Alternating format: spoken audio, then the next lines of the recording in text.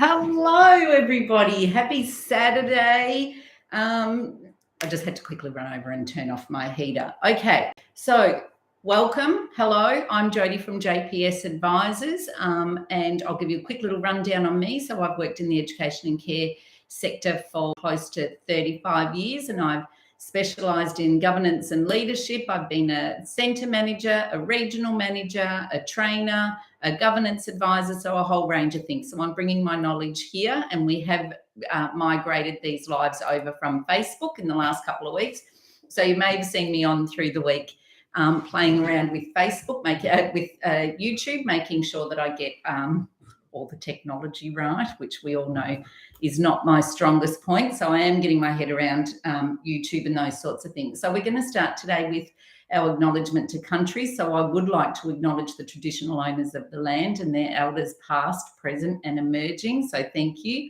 And today we're going to talk a little bit about how to use the YouTube channel, what's it's designed for, and then we're going to address some behaviours that came out of an incident that I've been working with a service for a couple of weeks. So we're going to talk about some behaviours. So this is about looking on yourself and how you can improve, and if you do have some of those behaviours, what they can lead to and all those sorts of things. So that's what we'll be talking about today.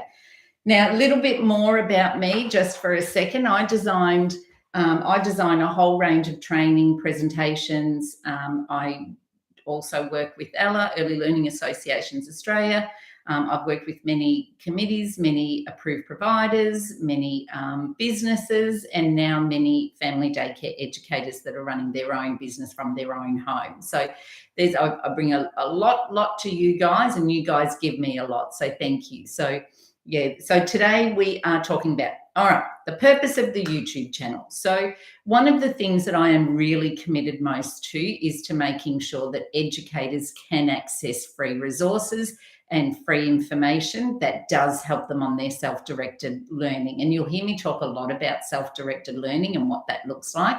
So predominantly the YouTube channel is designed for educators running their own family daycare business from home. But I also strongly suggest that coordinators, leaders and approved providers also subscribe to this channel, because there are things that come up as, through the week, which is why we're doing today's presentation on behaviours. There are things that happen through the week, so I can answer a couple of quick questions for you. I can give you some top learnings that we've had educators go through over the week.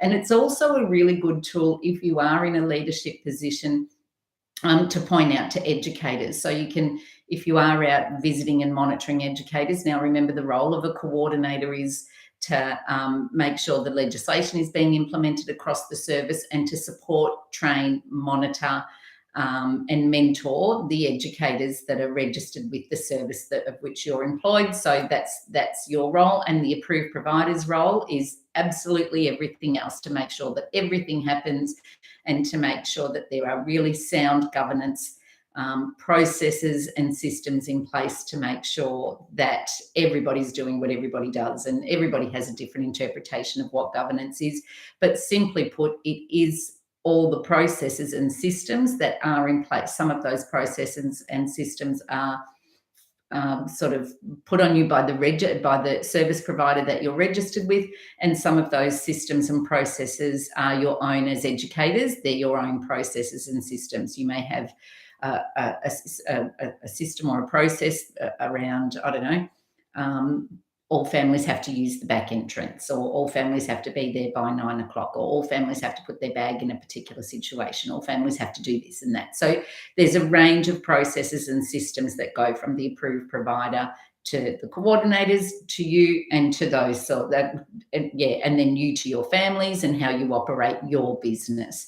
And I know I keep saying your business, but it is your business. And I think once we get that mindset and everybody's on that same page around business ownership, then it does make life that little bit easier. So you'll hear me talk a lot about governance and leadership as I go, on what that looks like, and how you can improve your governance and leadership and those sorts of things. Now, with governance and leadership, there is one thing first, actually, before I go. With educators, you are business owners and you are registered to an approved education and care service. So you're registered with that service as a small business owner to deliver an educational program to the children that are in your care. So you are a small business. So one of the other things that I will go through as we go with the YouTube channel is to every week I will bring you a top 1, 2, 3, 5, depending on what it is. I'll bring you a couple of questions throughout our community and I'll try to answer them for you each week. And I'll also highlight some key learnings that we've worked on through the week. So there'll be a lot in the lives as we go. And then the lives will also be followed up with presentations like we did last week. We did governance for family daycare educators. So have a little search around on this video, on this channel, and you'll find, all sorts of things of what you need. So we know that you guys are business owners. And we know that there are individuals that work in our sector that sometimes I wonder, but we also know that so many of you are so committed to your work. You are professional. You run a high quality educational program. You've got great relationships with your families.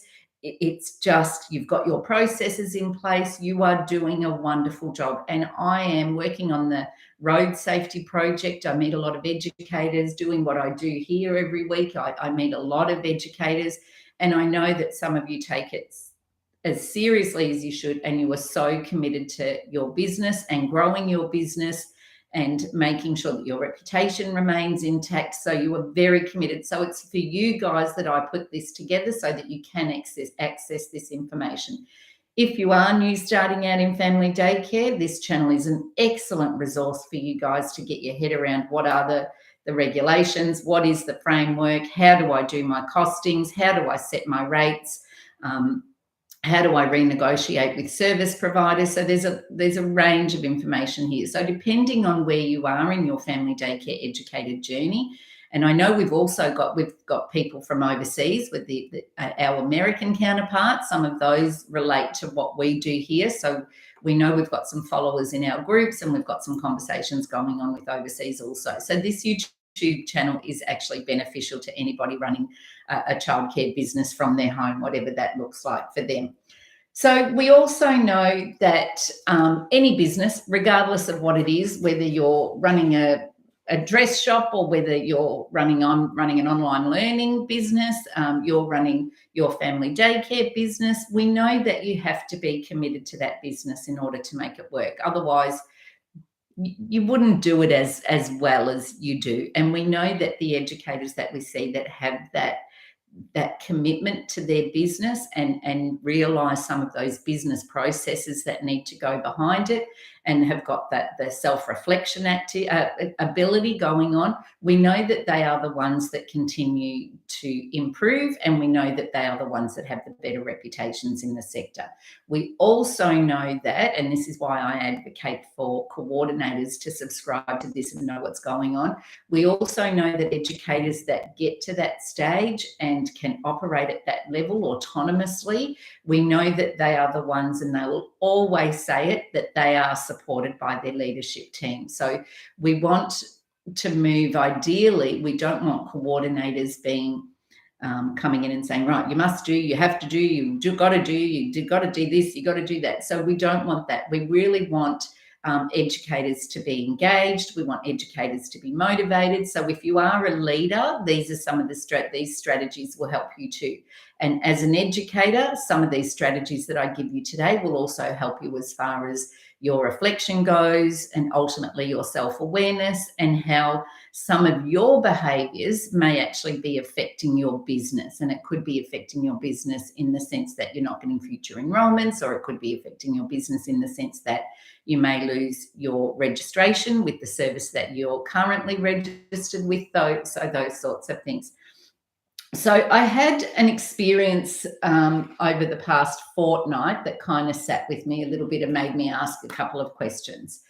I conducted a training for a service, and the service had just experienced an incident at their service. So the incident involved one educator and one child. So the approved provider put a strategy in place that there would be some mandatory training. Now, remember, the approved provider has the responsibility to make sure that everybody, all the educators that are registered with them, does in fact have certain information.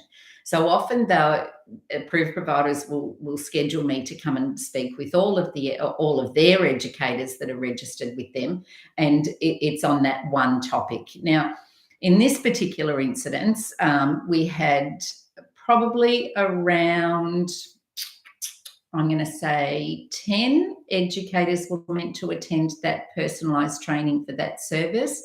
We had 5 turn up. There was only 2 that were on time. The other 3 came up to 45 minutes late, and the rest were no-shows. So although that is that is an observation in a moment of time for me to observe, sitting at the other end presenting that training. So that's a small amount of time. That's an observation on a small on small behaviours, a contained incident, so to speak. But anyway, that service didn't present as cohesive. They didn't present as engaged. They didn't present as interested.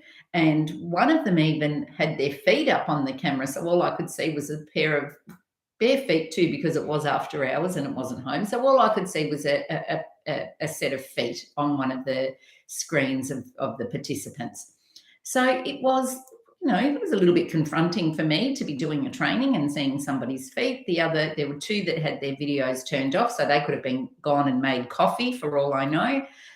When it came to doing the polls and having some interaction in the training, there was only 1 person that interacted. So it does raise a lot of questions around behaviours and what that looks like. Now, the person who had their feet up, they just may have had a really long day. They may have been really tired. They may not have realised their screen was on, and they didn't know, they weren't aware that they were actually showing me their feet. That quite possibly could happen. And being reasonable, who knows what could have happened.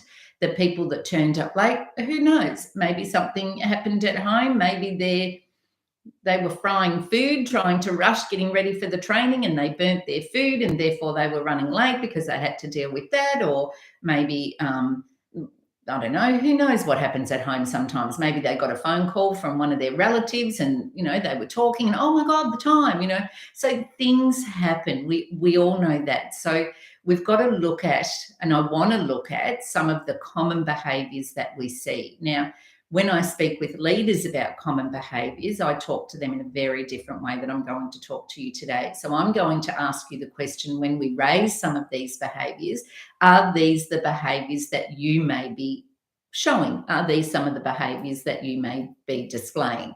So this is where, and I will bring you into that self-reflection and how you can determine whether you do have those behaviours. I know most of us are very conditioned into, if we are challenged on some level, that we kind of stand our ground and we stand up for ourselves and we go, oh no, it wasn't me, it was somebody else. So we do know that that's a trait in human behaviour. But being in the sector that we're in, there is a lot of talk around reflection. There is a lot of talk around self-directed learning. There is a lot of talk, particularly in family daycare, about operating your own business. So we know that those reflection tools, those reflection activities that we do ourselves can be really helpful, because if we do have behaviours that are affecting our business, then we want to make sure that we can contain those behaviours. And trust me, you're not alone in having what could be considered negative behaviours. I know I can get really frustrated at times, and when I get frustrated, and Linda can tell you, I think Linda's on here with us now, I can get really impatient. So I know that about myself. So if I recognise that I'm getting those feelings of frustration of something not happening as fast as I want it to happen, and don't forget, I run on high speed most of the time anyway. I'm one of those really fast people. So I've got to recognise that although I'm a fast person, other people may not be sort of as fast and want to catch all that dun dun dun dun as it comes out of my head. So I can get frustrated. So that's about me. That's not about any of my colleagues or anybody else that I work with. That is about me. So I've had to contain and manage that behavior over a lot of years in me, and recognize where that comes from. And with everything, we talk about this all the time. Most of what we've got to recognize in ourselves and control in ourselves and be aware of in ourselves, it really does stem from our early learning experiences. So some of the behaviors that I want to speak to today, is the first one is obstinate behavior. Now, if we go back to the training that I did through the week, my first thought, particularly when I saw the feet, but my first thought was that's obstinate behavior. Like they're presenting as not interested. They're presenting as, or not presenting at all. They're presenting with no regard for time of anybody else's time. So I was there at 7, the approved provider was there at 7, another educator was there at 7. So the closer we start to 7, it is out of hours, the closer we can all get back to our lives by 8, 8:30, whatever the training was scheduled for. So that's what we want. I didn't see that respect for their, even not my time, but even their colleagues' time, even their approved providers' time. So in the moment, my first thought was obstinate. That's obstinate behavior. Why is this particular service being either resentful or resistant or unengaged in that training? So what was it? Upon further questioning of the approved provider, though, I did realise that it was mandatory training. So that the approved provider said, right, you have to be there or else. Now, often in family daycare, that or else is a deduction of your contract pay that you'll be getting back. So that really should be, and when we talk about educators in a business, that really should be in your contract. And you should know that that's going to happen. I wonder that, that attitude. So an educator did do something wrong, that she did do something wrong, and it did result in an incident for the service, and that service had to deal with that incident, and the department had to come in and it is what it is. And we'll talk about incidents in another video. But now I lost my train of thought with that. See, this is where in a live train, if people can remind you of where you were at.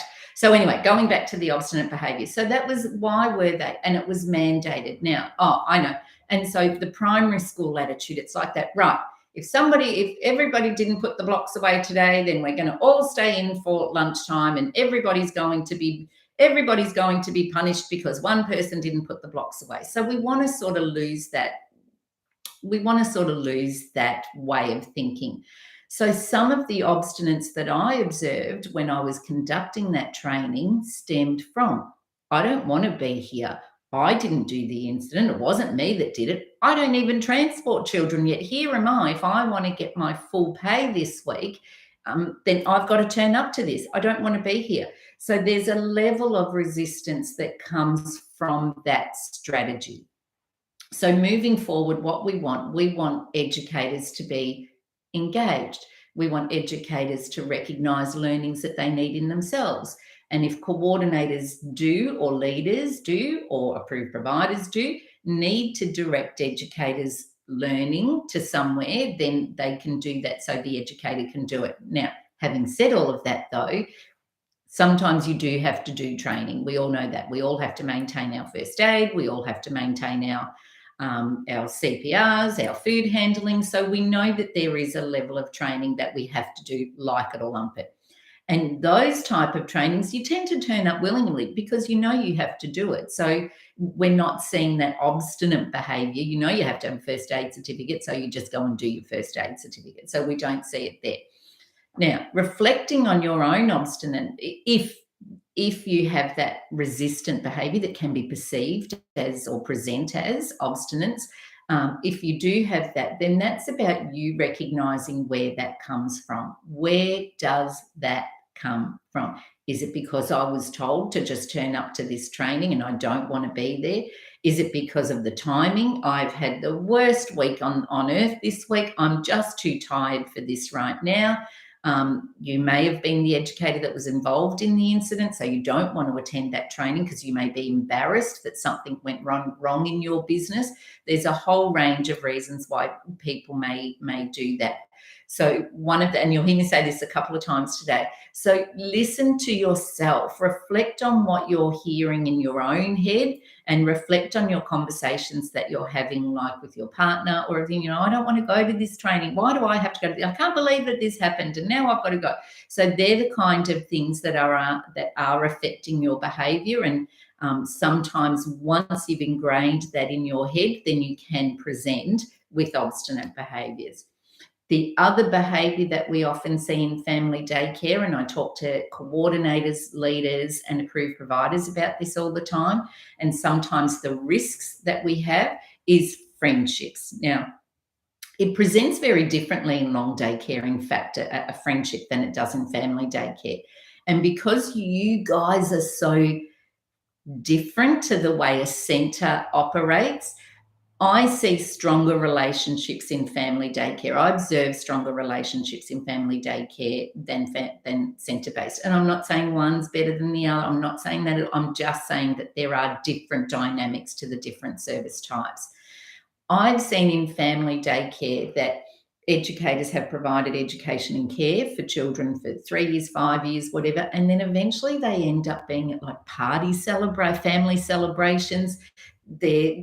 They're very ingrained in each other's lives, and they do have genuine reciprocal relationships that stem out of this.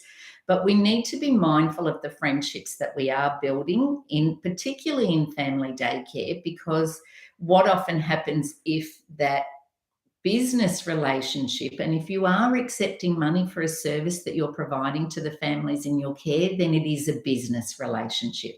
So what would happen if that relationship became a friendship, and how does that impact your business? So the risks to relationships turning into friendships and affecting your business, it can be a little bit higher in family daycare than it is in long daycare. And again, not better or worse, different dynamics. So friendships. Now, I did read a study many years ago, and the study indicated that women in particular, when they're forming friendships, they will often disclose private information. So that's part of a bonding for women. And when I read that all those years ago, I was kind of like, oh, I don't know. However, when you learn a new nugget, you watch it for yourself and you figure out whether it's true or not. So I have observed behaviours over the years. And you know what? I've seen enough during my observations to think that study may have had a little bit of truth in it. So, and I found myself doing it myself with new friends. You start disclosing information, you start bringing them in closer to your circle. So you start, having those closer conversations. The risk to that is if that relationship becomes a friendship now, there are a number of risks to that. The biggest risk, and one of the results that I've seen countless times, is the disclosure of information. So that friendship, once it's turned to that friendship, you may inadvertently disclose information to your new friend that you possibly shouldn't have disclosed. The other problem to a friendship becoming a friendship, then if there is any problem, particularly over money or particularly over standards, that can really impact negatively the ongoing relationship. The other risk to friendships is preferential behaviour, perceived or otherwise. So if you do have a really close friend, your other families may see that family is getting preferenced over them. They whatever that looks like, the child may, you're telling all other families they've got to be there at 9 o'clock. However, that child can be there at 10 o'clock, those sorts of things. So preferential behaviour can happen. And so they're the three risks. Again, I'm going to say to you, when you are running your business, make sure that you are reflecting on your behaviours, make sure you are reflecting on your relationships and seeing whether or not that relationship is getting close to boundaries. If it's cross boundaries, we don't want that, but we want you to identify those friendships prior to crossing any boundaries.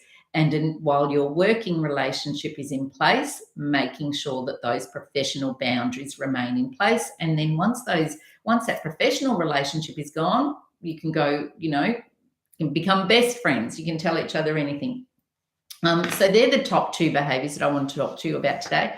The third behavior is self-awareness. Now, as I said at the beginning of this, what if you were that person who was just so tired, you forgot your video screen was on, you had your feet up on your coffee table because you were home, it was after 7 o'clock, so you were in that switch off mode. You maybe didn't want to be in the training anyway, so you had your feet up and you didn't realize. So what if I said to you that were you? Oh no, I didn't mean that to happen. Oh no. So often our self-awareness and our self-reflection comes from when something does go wrong. So we want to learn from our mistakes, and we're going to make mistakes. We're all human, so we want to learn from our mistakes, absolutely. But we also want to build those reflective self-awareness skills so that we can prevent anything from happening, so that we can put strategies in place to make sure we don't make the same mistake twice even. So that self-awareness is one of the things that I really would like you to be practicing all the time. Now, remember, it's easier to control yourself than it is to control others. So some of these behaviors can be steeped in relationships you have with somebody else. So let's say the obstinate behavior, for example. You may become obstinate when you have a direct interaction with another person. That other person may kind of bring that behavior out in you. They may not know as much as you. They may be giving you the wrong information. They may be treating you unfairly. So it could be a relationship dynamic where that obstinate stems from. So if that's the case, you can't control the other person. All you can do is control yourself.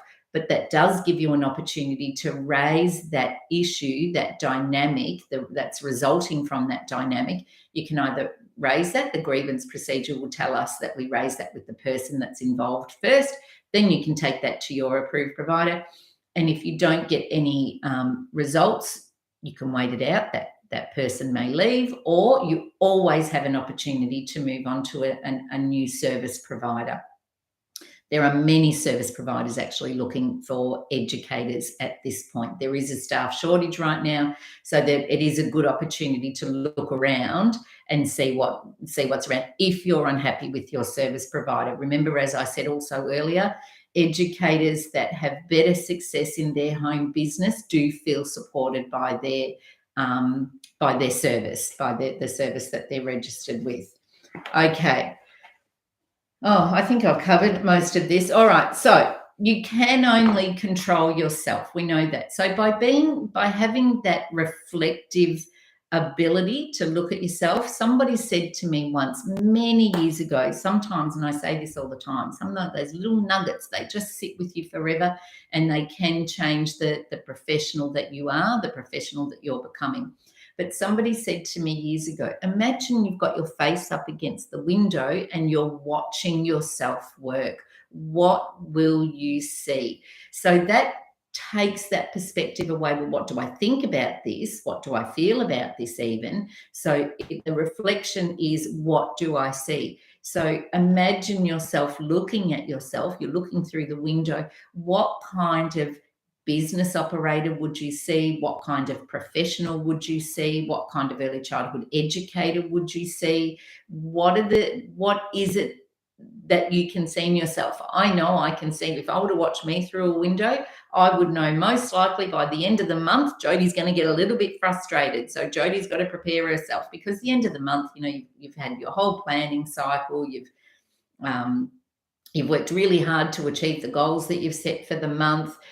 So that's me. If I were to look through at me, I would see Jodie that is a little bit frustrated. And what does that present like? It can present in me, I can get short. So I can say to Linda things like, have you done this? Is it ready yet? So that's how it presents in me. Linda could perceive that as going, oh, she's so pushy, she's so demanding, she's so this. So that's why it's got to be managed, because I really do recognize how that can be perceived at the other end. Okay, so a lot of these videos that you will see, they may raise more questions than answers. They may take some time to resonate and sit in with what you're doing. It may take time, if you're a leader, to put a plan in place if you are dealing with some of these behaviors and you do need to intervene with maybe new forming friendships that look like they're going down the wrong path, or you may need to put a plan in place if you have an educator with ongoing obstinate behavior and what that looks like, how you're going to engage, retrain,